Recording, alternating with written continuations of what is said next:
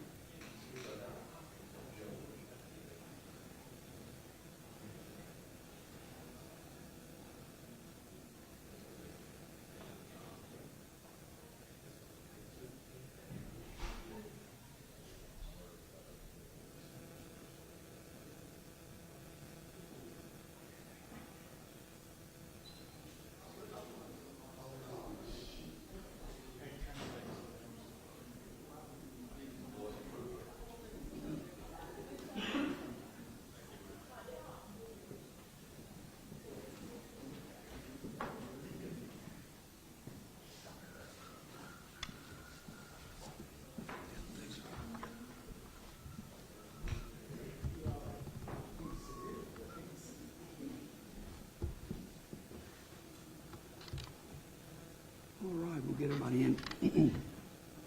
Y'all ready? All right, well, good afternoon. Look, I think I first want to start off by stating that I have complete confidence in the team that President Trump has put in place over at EPA, from Administrator Lee Zeldin to the Region 6 Director Scott Mason, and all of the folks from EPA Region 6 have confidence in them as well. I also want to give a big shout out to the parish president, Robbie Miller. Look, he has been, his leadership and his team here in the parish have been unwavering since the dreadful day of the Smitty's explosion. Look, I think that, we're here today because I woke up Sunday morning and we saw some video from Eric McVicker. And when I saw it, I probably, like a lot of people out there, kind of just glanced at it, and I didn't even realize that one was a pond and one was a river. Like, I thought it was all one body of water. And I immediately felt that we needed to lean in a little harder. Picked up the phone, which is a Sunday, by the way, and again, I want to compliment Scott Mason, because he picked up that phone on Sunday. That's the kind of quality of leadership that the president has put in place. And then I picked up the phone and called our secretary, Courtney Burgett, who she likes to hide, but that's okay, she does a great job, and our secretary of the Department of Conservation, Dustin Davis, and we started talking collectively about the need to make some changes, or to really look in and find out why we were seeing some of the things that we saw on Sunday. Since that time, and I'm going to turn it over to Scott here in a minute to kind of walk. Since that time, we have made significant progress. Significant progress. And while I know it's real easy to throw popcorn from the stands, and it's easy to make criticism when you're not on the ground, I will tell you that this incident is a unique incident. It falls between regulatory bodies. So, like I said, I picked up the phone and called Courtney Burgett, who's over at DEQ, and Dustin, who's over at Conservation. Why? Because, again, it's one of those incidents that falls like inside of a donut hole of who's responsible. Personally, I know that on these situations, especially when you're dealing with bodies of water and oil in particular, you would see the Coast Guard, right? And you would see the Louisiana Oil Spill Coordinator's office. If it was like a traditional pipeline, oil-field pipeline, or a rig or whatnot. EPA is normally tasked with cleaning up large chemical spills, or where you would think of trust fund sites, or brownfields, or Superfund sites. Those are sites under which the damage has already been done, and the ability to triage it and the cleanup is long term. So I want to first make sure that people understand that I do not believe that anyone inside these agencies failed. However, the ability to put everybody back together was necessary. So again, I want to commend Scott Mason for coming down right away. I mean, I think he was on the ground as early as Monday morning, making the changes necessary. And I think that what you see and what you see in these videos is an absolute improvement. And so with that, I want to turn it over to Region 6 Administrator, Director, I don't know what they call it. Administrator Scott Mason. You got it. Thank you, Governor. I appreciate it. So I do want to start. Good afternoon, everyone. I'm Scott Mason. I am the Regional Administrator for the South Central United States portion of the EPA, also known as Region 6. We're based out of Dallas. And I do want to start with thanking Governor Landry. I think his leadership. Governor and I, as all of you know, were on the ground almost immediately after this happened. And we have been engaged ever since, both of us, from both of our staffs and our teams and all that are playing a support role. So I really appreciate Governor Landry. We have a great relationship. It is a true partnership. I also want to thank LDEQ Secretary Courtney Burgett, who is standing behind us. Courtney and I speak almost daily, so we are in constant communication. And I just want to also mention that the parish president here, Robbie, has played a tremendous role.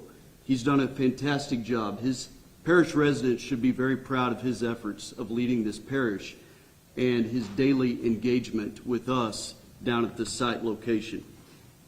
While Democrats have chosen to shut down the United States government, that does not change our emergency response efforts here in Tangipahoa Parish.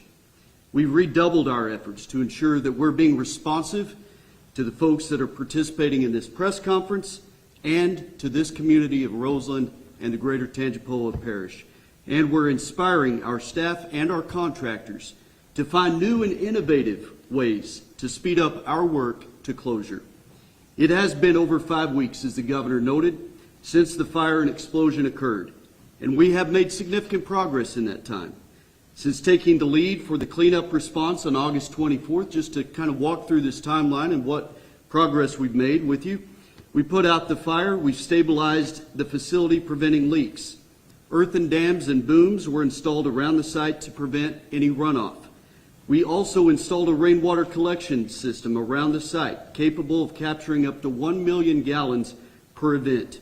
Daily recovery rates increased from 85,000 gallons per day to over double that rate of 175,000 gallons a day. We've recovered over 4 million gallons of oily materials from the Tangipahoa River and ponds, so we estimate that we're 75% complete with the oily material recovery effort. We've implemented measures to prevent additional oily materials from reaching the ponds and the rivers. And we've deployed 22,400 feet of containment boom and 1,700 bales of sorbent pads that absorb these petroleum-based liquids. We have 194 frac tanks that are on site right now to collect all of the oily waste. which are being emptied every single day, and they're sent to an approved disposal facility. We've deployed over 300 EPA staff and contractors with crews that are working 24/7, literally around the clock. We have also met with 250 members of this community in the field and at our regular open houses. EPA's mission is to protect human health and the environment, and that is why we're here. Together with our state partners, the combined federal-state team has been able to evaluate potential impacts from the soot and oily materials and provide science-based findings to the public. Based on soot sampling data, it was determined that there was no indication that soot posed a risk to public health.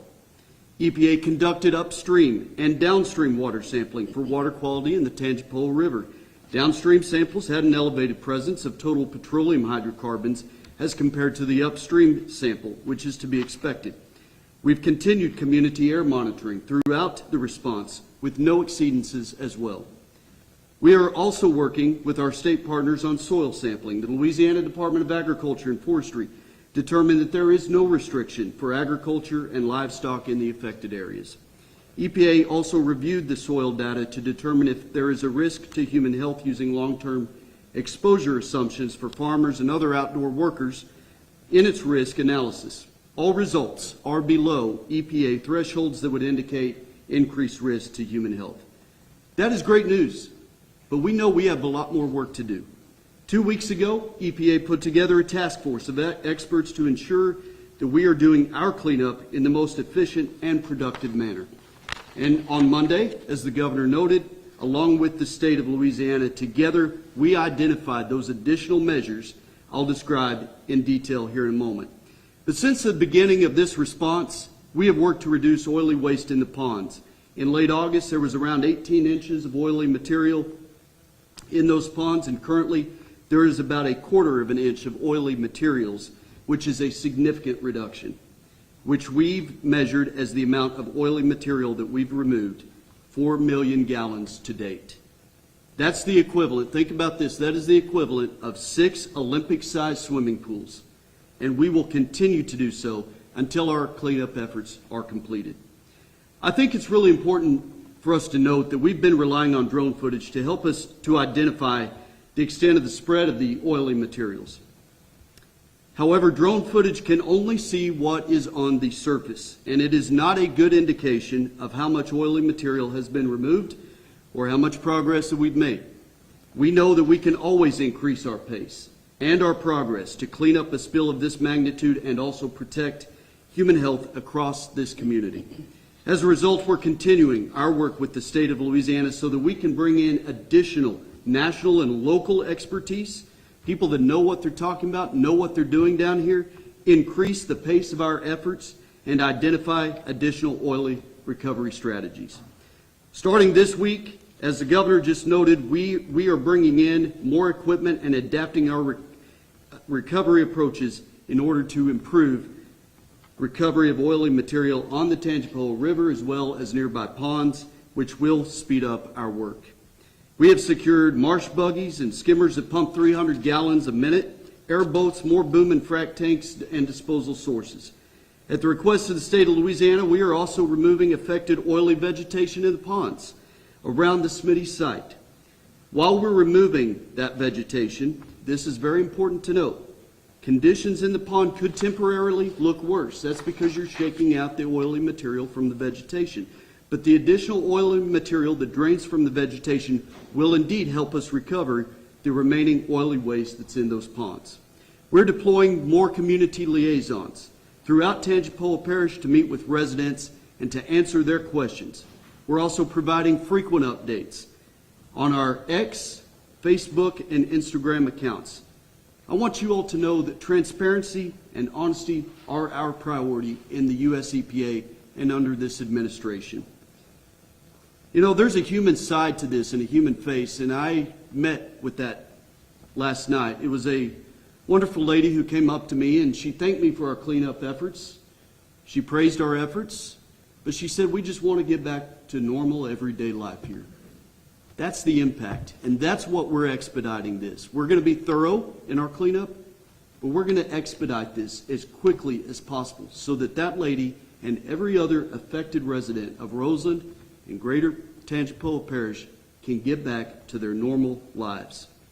Cleaning up a spill of this size is certainly challenging, but I can say with absolute confidence that this EPA, under this leadership, is up to that challenge. Here in our incident command posts and throughout the EPA, we're inspiring our staff and our contractors to find innovative ways to speed up our way to a closure. We're working with our state partners, with the governor, with LDEQ, with LDNR and others to look for solutions and work hard each and every day until our work here is done. Good afternoon. Thank you all for being here. We appreciate you covering everything that goes on in Tangipahoa Parish. I want to thank the governor for coming. Thank Scott Mason for being here, President Trump, as the governor said, for putting together a team that has worked so hard. All the details were given today by the governor and by Scott in the efforts. I think today is day 40 as I calculated. But I want to remember that there were 400 people who lost their jobs whenever this event began. Of those, about 200 are supposedly back working. But our families have been affected. We've had people with their homes affected. They're not sure what went on and what's happened to them, what will happen to them. But I know that through the testing, through the cleanup, that we're going to get them back whole. I want to encourage them to go to the website, to our website, where it has the Smitty's hotline number. Make the claims to help get your home clean. Make the claims that you are concerned about in your life and your family. But back to the efforts, I also want to recognize the folks that are on the ground. This team that are standing here with us behind me today is incredible. No doubt about it. They're the leadership. But there's folks on the ground that work, and you see them in those videos and in the pictures, who are doing the dirty work, who are out there every day, 12-hour shifts around the clock. And I want to thank them for the work that they do, that they truly are appreciated in Tangipahoa Parish for the work that they do. And I know, there's no doubt about it, we've been through floods, we've been through freezes, we've been through hurricanes, we've been through tornadoes. We will get through this, and we'll be bigger and better than we were before, and we will be maintaining that Tangipahoa Parish is the best parish in the state.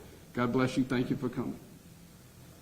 Thank you. Again, I want to thank all of the EPA personnel that are here today, because there is, as Scott mentioned, a government shutdown that certainly could be fixed in the United States Senate if people would just recognize that these are the types of activities that the federal government needs to do. And so I want to thank those employees that are here today. I know how nerve-wracking it is. I went through a couple of government shutdowns when I was in Congress.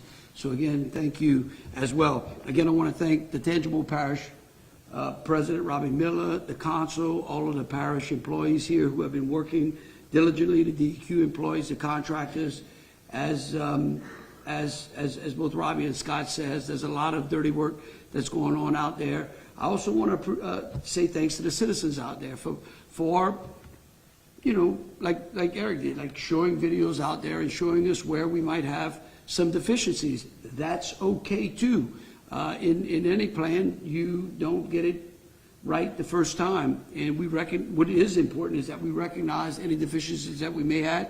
We made the adjustments, and we're going to get this place cleaned up, and we're going to get the town of Roseland back up in the condition that it was prior to this incident. And with that, we'll take any questions. I guess we'll go from left to right. Hold on, we'll go from. Whoa, hold on. Where are we going to go? We're going to go in nice order. We're going to do a nice order. There you go. You go first. So we appreciate you addressing the topic today. We spoke with some residents who had questions about bringing the resources sooner, and I spoke with two women today. They had questions about the impact of their well water as well as the impact of seafood. Could you speak to that, please? Yeah, look, let me kind of take those in order. The first part of it was, Well, some people who... yeah, so the Department of Environmental Quality, and you want to direct you? We'll bring the expert up. Well, the seafood, let me take the seafood first. I'll take them out of order. So as of a week ago, I'm sorry, my apologies. My name is Courtney Burdett. I'm the Secretary of LDEQ. The State Department of Environmental Quality, in conjunction with the State Department of Wildlife and Fisheries, has conducted extensive fish tissue sampling of seafood, crab, and a variety of fish species. Those samples have been submitted to a laboratory, and we're awaiting the results, and we will make those publicly available when we have them. In terms of well water, we don't anticipate any effects to groundwater at this time. We are actively monitoring the situation, and if anything changes, again, we will make the public aware. In regards to the resources being deployed earlier, and some people asked about where is Smitty's. We haven't heard from them yet. Have you all heard from them? We've been in contact with Smitty's. Obviously, you know, they are the party that's involved here. I can say that we've been working very closely with EPA in that regard, and we'll continue to work with them in the future. There are meetings going on presently with Smitty's as we speak. And on the resources side, look, the rearview mirror is always clearer than the windshield.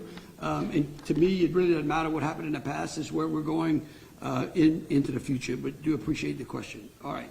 Yeah, Governor, I want to comment on that. It's been more than a month. People have lost their jobs. Ash has rained all over this community. People are still seeing oil in their waterways. Why weren't these new resources brought in sooner?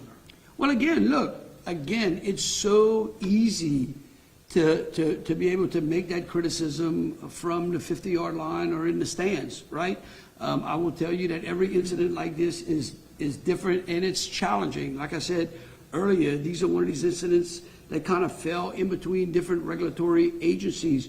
We have been challenged with being able to pull different regulatory agencies together in order to have this cleanup be effective. I think that what you see in the Tangible River is a great example of how it is working. I mean, the site has been divided up into different cleanup sites. Look, I can tell you, again, no plan is 100% perfect. I don't think it's 100% perfect in your newsroom either. And so, again, I think that it's where we're going. It's the fact that we are here today. And it's important that we continue to test, we continue to monitor, and we continue to put that information out to the public. There's been no hiding of the ball. We have been completely transparent. Smitty's has indicated that it wants to rebuild. What does accountability from the state look like to make sure that this doesn't happen again? Well, again, look, I can tell you right now, these types of accidents happen. There is no 100% proof plan out there or situation under which you can guarantee that something like this doesn't happen. You can take lessons learned, you can understand what happens, that's the job of the folks behind me, and then try to make sure that you don't have those types of incidents. Again, right now, I think it's important that we concentrate on getting the place cleaned up, and then how we move forward would be the next phase. Does the state plan to hold? So, I'm sorry. Does the state plan to hold? Yes, Smitty's yes, sir. accountable, Governor? Yes, sir, go ahead. Nope.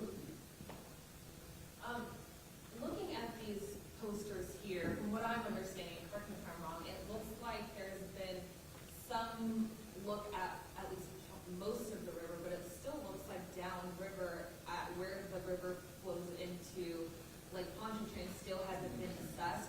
Why is that? And I guess why hasn't there been a priority in really looking at Lake Pontchartrain? Because at that point, then we have an even bigger issue. We don't have that issue. Lake Pontchartrain is safe, and we are constantly evaluating the river, and yes, we are cleaning up further downstream. We are getting there. We're constantly monitoring that. Adam, I don't know if you want to speak a little further to that. Yeah. Thanks. Adam Adams is our incident commander. Hi, everybody. Thanks for being here and getting this information out. Adam Adams, EPA Region 6 On-Scene Coordinator, the current incident commander for this incident. So we've got the bulk of the oily waste out of the river. There's a lot of pockets in the little burrows and along the shores. We're washing that out, and it's going downstream. We have a lot of containment boom to catch that. It's not going to make it to Lake Pontchartrain. And as we're doing it, correct, it never has. It didn't. So we're starting our assessments from the north to the south. We don't want to start from the south because we would still have oil upstream, right? And then if a breakthrough happened, we'd have to rewash it and re-respond. So we're starting upstream and working our way downstream and making really good progress. I have a follow-up question regarding, I know you don't want to look in the rear view, but I guess why did it take video from a resident resident to kind of push that Yes. response? You guys mentioned that you have drones available. One would imagine just hearing that you have drones and you're using drones to monitor what the river looks like, you guys should have seen this. Well, again, I think that it's important to recognize that you know, what you saw in the video and what people, I guess, took offense to or was shocking to them was not the river. That's important to recognize. It was not. It was the pond. And again, what you have to realize is that there's vegetation in and around there. That vegetation continues to have oil on it. It continues to leach out when it rains, because it rains here in Louisiana. We've been blessed to not have as much rain as we've normally had. It leaches out and it gets ugly again. That gave us an opportunity to recognize, hey, what's happening from the air. Again, look, let's be honest. How many of you go through your day without a mistake? How many of you go through your day without saying, man, I wish I could do something a little different, or maybe this is a better way of doing it, okay? And so what I think is remarkable is that the T-bond is nobody pointing any fingers. It's saying, hey, we got a deficiency here, or maybe we could do something a little better there, and we're getting it cleaned up. That's the important thing. That's the message to the community out there, is that EPA is here. They're on the ground. They're not hiding behind anything. Neither is state government. Neither is the governor. I am here today to say, guess what? We're going to lean in and make sure that any deficiencies out there are addressed. We have last question right here. Oh, okay. Yeah, no, we'll get to you. We'll get to you. Don't you worry. We're not going to. I won't leave you out. You're on the way to my right. Always like the right. Okay, go ahead. Hi, so I believe that in deer hunting, specifically by archery, starts today for this area. So for deer hunters, I was wondering if someone could provide, if someone wanted to hunt and bring home a deer, if it was safe right now, or if they should possibly leave. I'll bring the expert up. Thank you, Governor. Yeah, Stephen Clark, I serve as the Colonel of Wildlife and Fisheries Enforcement Division. We have no reason to believe that harvesting deer in and around this area poses any threat at this time. Let me just say this too. You know, I'm an avid hunter, and I go out into our outdoors. One thing I've noticed about things like deer will not eat grass with oil on it. Like, they know better, right? And so I think that's important. You don't have to educate a deer not to eat something that they shouldn't eat. Okay, and you, sir? Yeah, I wonder if you could just amplify on the continuing work under a shutdown. Are these EPA employees working without a promise to check? And what about the bulk of your workers or contractors? Can you just detail, like, okay, how are we actually doing this during the shutdown?